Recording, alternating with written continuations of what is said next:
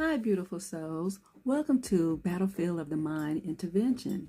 I'm Miss Lovely L, a survivor of inter battles here to share healing, truth, and love. Is helping me. I know it can help you too. And what I'm about to be talking about is dating. And dating, when you meet somebody, you talk with them over the phone. You see if you have a kind of like a little spark or something, to go to a physical date. And, you see if you have chemistry with the person. You ask questions like, do you want more kids? Would you like to commute?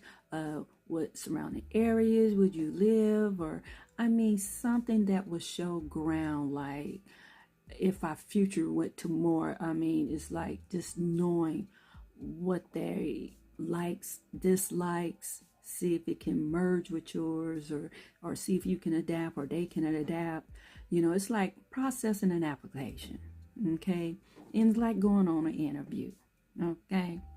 So, and then it's like you take the time to access compatibility, communication styles, involvement over time, and then you set your boundaries too. Like, one of my boundaries is I'm not gonna go to your house, and you ain't gonna come to my house. It's like certain things you learn from other people, or you see certain movies, you see how these people are, and your house is your sanctuary. And if you go over there, you don't know what kind of playground you're going to be entering into, So, and then this time that you spend together, like maybe go on a vacate.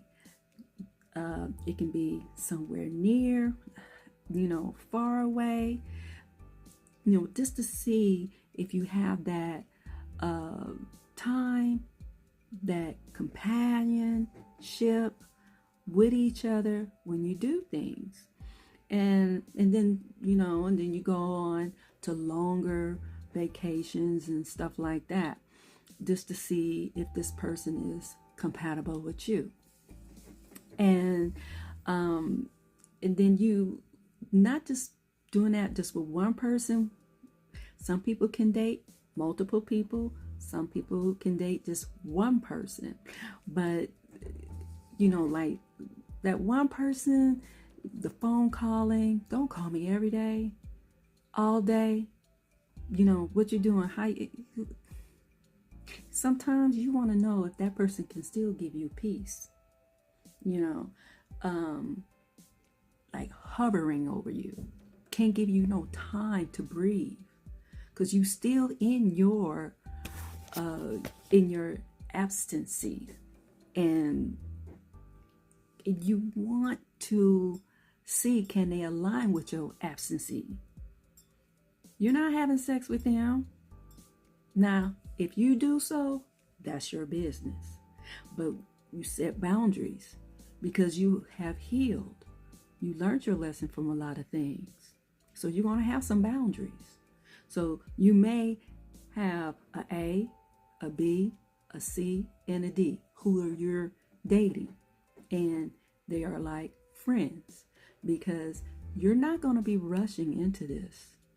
These are people who you're going to be knowing like months, maybe years, and you seeing them still as friends. Regardless of what the material things that they may have, I'm talking about like, Bentleys, Mercedes, Maseratis, they homeowners. These are single people, and they are a catch. But like I said, you are healed. You ain't gonna rush into anything because you don't know how that person is. Okay, so just say D came to you, said that I want to take it to the next level. I'm like, what next level? And they are talking about to be my girlfriend. And you like, I am your friend. See, right there, that's friend zone. They want more and you don't want more. You don't connect with them like that, because the communication style that they have is off with yours. And as time went on, you see how they are because you gave it time and space. Okay? And so, and at that moment, it's like boyfriend, girl, it's like you learned your lesson from that. You know, you healed from that. You had a life in the past from that. Why should you go backwards and be having a boyfriend-girlfriend relationship? Let's just be friends. Now, if you want to go out, do things or whatever, if they are compatible with you to do those things, that's good for you. But if not, you're going to put a limit and no, you know what I'm saying? And so, B, you know, they friend zone too. But when it comes to A, now, when it comes to A, when you on that date or you went somewhere and you went on a date, and I remember years ago, before I had received my healing, a pastor had told me a story. And at that time, I didn't click with it. I didn't understand it because my mind was so clouded at that time. But I listened to what they said. They told me about the story about the touch. When you meet somebody, when they give you the touch and how you connect with them, the feeling that you get from them. And I'm looking at, I couldn't understand that. I really couldn't. And so until you meet somebody and you get the touch. And when I did, it like my mind just went shh, shh. I remembered the story that the pastor told me. And I'm like, this is it? And I'm like, oh my God. You know, and still it's a process for you to understand, because that don't mean like all of a sudden just give that person your all. It's just that it's a awakening within yourself of meeting that person. And you know that person is different too. And so as time go on, you start to learn more and more about the person.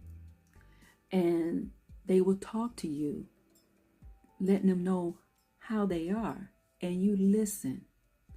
And as you listen, you start to really connect with that person. And when you connect with them, when you listen, then you starting to align with them.